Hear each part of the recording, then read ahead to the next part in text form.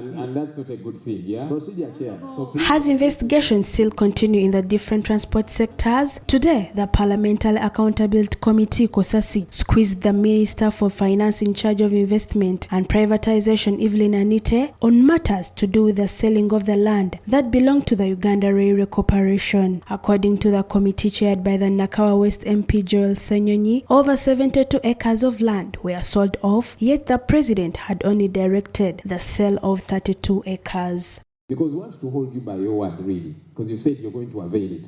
So I want to know, because I don't want you tomorrow to bring minutes and say, here are the minutes. This letter talks about a formal concurrence, a formal approval, and I want to be sure from you whether you're saying this actually exists. My records are correct. I'll revert to the committee and recommend that the ministers, Honorable Saida Bumba, then will have to come and answer why she did not respond to that letter. Minister Anite was then asked to produce the letter of approval from the Ministry of Finance, but in her reply, Anita revealed that she doesn't have that letter because she wasn't in office when the transaction was carried out. There's no report to show.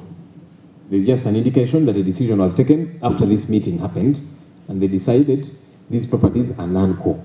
So we are still dissatisfied. Again, I ask, is there written approval by the minister? I have not seen a formal concurrence. What I will then commit to the committee is to go back and dig further for that. But as far as the handover reports I have, there is no formal concurrence. The said 72.78 acres of land which were sold at 69.942 billion, but according to the Uganda Railway Corporation, they did not receive a single coin from the purchase. When asked about that, Evelyn Anite revealed that she will commit her resources to making sure that URC is compensated, something that members of parliament worried at.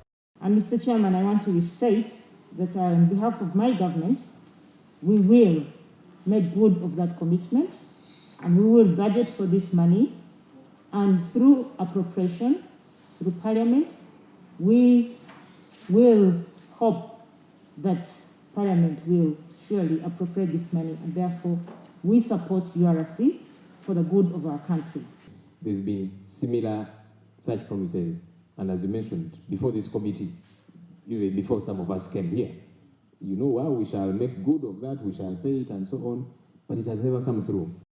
Members of the committee also asked the minister to come to Parliament and request for a supplementary budget to help pay the debt. This is money that was gotten out of properties a long time ago, and it had a particular purpose to serve at that time.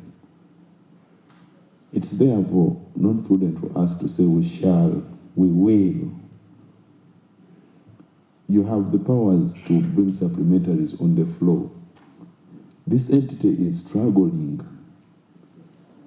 to even pay its workers. Where is the money? Why don't you give the entity its money so that it can come out of whatever situation it is? That is, I think, in the simplest way you want it to explain. The minister also pledged to bring to book whoever possessed the land illegally will be dealt with. Sarah Nakandi, CTV, PM Edition.